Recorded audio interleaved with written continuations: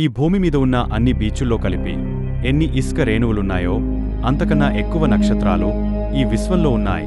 సూర్యుడు అనే ఒక నక్షత్రంకి ఉన్న భూమి అనే గ్రహం మీద మనమున్నాం. అలాంటిది ఇన్ని నక్షత్రాల్లో వాటికున్న అన్ని గ్రహాల్లో జీవం లేదు అని ఎలా అనుకోగలం? అసలు బయట గ్రహాల్లో ఎవరైనా ఉన్నారేమో తెలుసుకోవాలంటే 2 మార్గాలు ఉన్నాయి. ఒకటి, మనమే బయటి వాళ్లకి సిగ్నల్స్ పంపడం. 2, బయటి నుండి వచ్చే సిగ్నల్స్ రిసీవ్ చేసుకోవడం. మొదటి చూసుకుంటే నాసా 1977లో వోయేజర్ 1 అనే స్పేస్ ప్రోబ్ని లాంచ్ చేసింది. దీని ద్వారా బయట గ్రహాల్లో ఎవరైనా ఏలియన్స్ ఉన్నట్లయితే వాళ్లకి మన గురించి తెలియాలి అనే ఉద్దేశంతో ఒక మెసేజ్ని పంపింది. మన భూమి గురించి బయట ప్రపంచానికి తెలిసేలా కొన్ని ఫోటోలు స్టోర్ చేశారు. అందులో భూమి మీద ఉన్న జీవం గురించి బయట ప్రపంచానికి తెలిసేలా కొన్ని ఫోటోలు, మ్యూజిక్లను ఒక రికార్డుల్లో స్టోర్ చేశారు. దానినే గోల్డెన్ రికార్డ్ అంటారు. ఫిజిక్స్ ఫార్ములాల స్ట్రక్చర్, మన సోలార్ సిస్టమ్, మన బాడీలు, కొన్ని ఇతర జీవులు, ఇలా 116 ఫోటోలు, మెరుపులు, గాలులు, మనుషులను, చిన్న పిల్లలు ఏడవడం, గుండె కొట్టుకునే శబ్దం. ఆ రికార్డులు ప్లే చేయడానికి వాళ్ల దగ్గర రికార్డు ప్లేయర్స్ ఉండకపోవచ్చు. అందుకే వోయేజర్లో ఒక రికార్డ్ ప్లేయర్ని కూడా ఏర్పాటు చేశారు. దానిని ఎలా ఉపయోగించాలి, ఏ వేగంతో చేయాలి అని దానిలో ఉంచారు.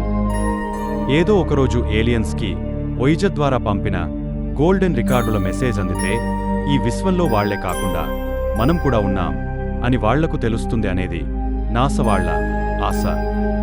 ఈ వోయేజర్ 1 పంపి ఇప్పటికి దాదాపుగా 42 సంవత్సరాలు అవుతుంది. ఇప్పుడు అది మన సోలార్ సిస్టమ్ కూడా దాటేసి మన భూమికి సుమారుగా 1900 కోట్ల కిలోమీటర్ల దూరం ఉంది.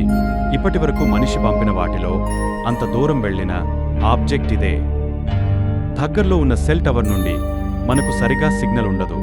అలాంటిది దాదాపుగా 1900 కోట్ల కిలోమీటర్ల దూరంలో ఉన్న వోయేజర్ పంపే సిగ్నల్ ఎలా మనకు అందుతున్నాయి అనే సందేహం ఉంటుంది. ఈ వోయేజర్కి మనకి మధ్య కనెక్షన్ అనేది ఎలక్ట్రోమాగ్నెటిక్ రేడియో వేవ్స్ ద్వారా జరుగుతుంది. ఇవి ప్రయాణించాలంటే మధ్యలో గాలి వంటి మీడియం ఏది అవసరం లేదు. అందువల్ల ఇవి ఎంత దూరమైనా ప్రయాణించగలవు. కాకపోతే దూరం పెరిగే కొద్దీ వీటికి ఉండే స్ట్రెంగ్త్ తగ్గపోయి వీక్ అయిపోతుంటాయి. వీక్ సిగ్నల్స్ని కూడా డిటెక్ట్ చేసే టెక్నాలజీ మన దగ్గర ఉన్నంతవరకు మనం వోయేజర్తో కాంటాక్ట్లోనే ఉండవచ్చు. ఇప్పుడు ఉన్న టెక్నాలజీతో కొన్ని లైట్ ఇయర్స్ దూరంలో ఉన్న సిగ్నల్స్ని కూడా మనం రిసీవ్ చేసుకోగలం. కాబట్టి వోయేజర్తో చాలా కాలం పాటు మనం కాంటాక్ట్లోనే ఉండవచ్చు. కాకపోతే ఇక్కడ ఉన్న మరొక సమస్య ఏమిటంటే వోయేజర్ పనిచేయడానికి కావాల్సిన పవర్ అనేది రోజురోజుకి తగ్గపోతుంది. ఈ వోయేజర్ సోలార్ ప్యానల్స్తో పనిచేయదు. ఎందుకంటే ఇది ఏకంగా సోలార్ సిస్టమ్ దాటి వెళ్లిపోయింది కాబట్టి అక్కడ మన సూర్యుని నుండి వచ్చే శక్తి పనిచేయదు. అందుకే ఇది న్యూక్లియర్ పవర్ ఆధారంగా పనిచేసేలా తయారు చేశారు. దీనిని లాంచ్ చేసినప్పుడు దీనిలో 470 వాట్స్ పవర్ ప్రొడ్యూస్ చేసేది. కానీ ఇప్పుడు 250 వాట్స్ పవర్ మాత్రమే ప్రొడ్యూస్ అవుతుంది. ఒకవేళ దీనిలో ఇంధనం అయిపోతే దాని నుండి మనకొచ్చే సిగ్నల్స్ ఆగిపోతాయి. అందుకే ఇది మరింత ఎక్కువ కాలం పని చేయాలని ఉద్దేశంతో దానిలో ఇంధనం సేవ్ చేయడం కోసమని వోయేజర్లో ఉండే థియేటర్లను, కెమెరాలను నాసా షట్డౌన్ చేసింది. అయినా గాని దాదాపుగా మరొక 8 సంవత్సరాలలో వోయేజర్లో ఉండే పవర్ అనేది పూర్తిగా అయిపోతుంది. ఆ పవర్ అయిపోయిన తర్వాత దాని నుండి మనకు పూర్తిగా సంబంధాలు తెగపోయి ఆ వోయేజర్ అనంత విశ్వంలో అలా ప్రయాణిస్తూ వెళ్ళిపోతుంది. తరువాత దానితో మనకి ఎటువంటి సంబంధం ఉండదు. ఇప్పుడు గంటకి 62,000 కిలోమీటర్ వేగంతో ప్రయాణిస్తూ ఏకంగా మన సూర్య కుటుంబాన్ని దాటి వెళ్ళిపోయింది. అది ఇంత వేగంగా ప్రయాణిస్తున్న కూడా అది మనకు దగ్గరగా ఉన్న మరొక నక్షత్రానికి చేరుకోవడానికి దాదాపు 40,000 సంవత్సరాల సమయం పడుతుంది. ఈ విశ్వం ఎంత పెద్దదో కదా. అందుకే దానిలోని గోల్డెన్ రికార్డు కూడా కొన్ని 100 కోట్ల సంవత్సరాలైనా సరే పాడవకుండా ఉండేలా తయారు చేశారు. మన యూనివర్స్లో మన భూమిలాంటి గ్రహాలు అన్ని కలిసి వాటి నక్షత్రాల చుట్టూ తిరుగుతూ ఉంటాయి కదా.